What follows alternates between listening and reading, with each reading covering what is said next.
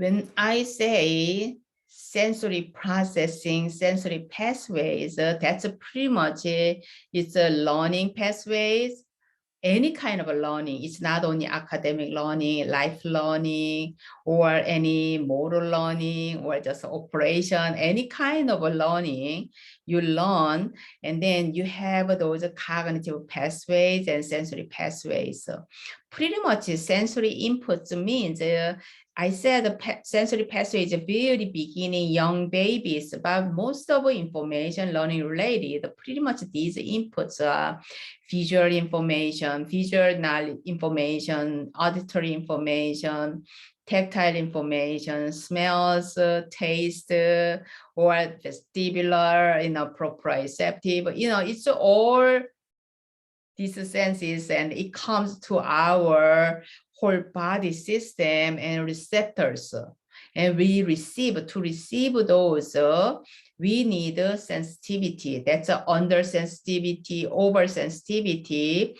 And these sensory processing issues, when we say sensory processing issues, most of people believe it's only about the sensitivity, under sensitivity or over sensitivity. However, it's not oversensitivity, not undersensitivity. Modulated sensitivity and attention is right at the right moment together. When as soon as any kind of input coming, and then these sensitivity, attention at the same time simultaneously, they have to be activated.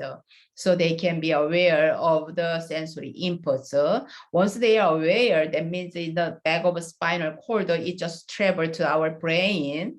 And then our brain and cognitive processing happens in our brain, and we call it the mental processing, cognitive processing, information processing. So those processing means we discriminate, interpret, and then organize those information, and then we comprehend that these are all brain work. After that, our understood, comprehended information moves to long-term storage. That is a cognitive structure or knowledge structure. In education, I read called knowledge structure, but however, cognitive psychology and theory, it says cognitive structure.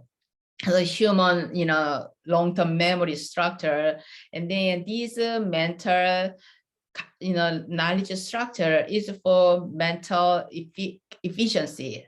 So mental efficacy. So you could do memory and retrieval, memory and recall efficiently. So when you have, knowledge in your head, and then you recall, quickly, promptly, proficiently, and then you're a smart person, right? No matter how much knowledge you have in your brain, you cannot recall it, and then you cannot use it, and you cannot answer, you cannot show in your test, and then nobody knows how much knowledge you have.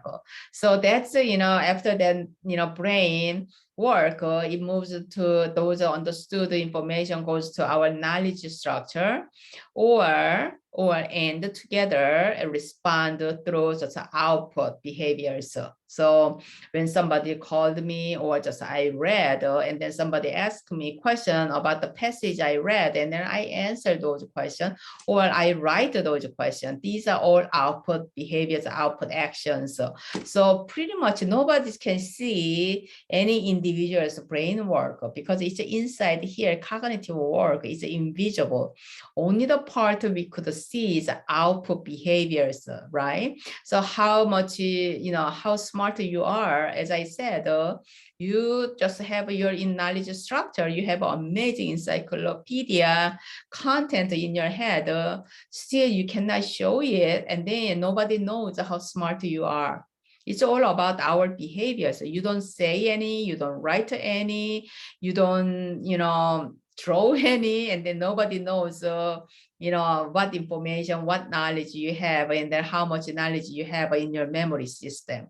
So these are the pretty much all we say, just learning pathways, cognitive pathways, sensory pathways, perceptual pathways. So it's all about the processing. It's all mental work. We say mental work.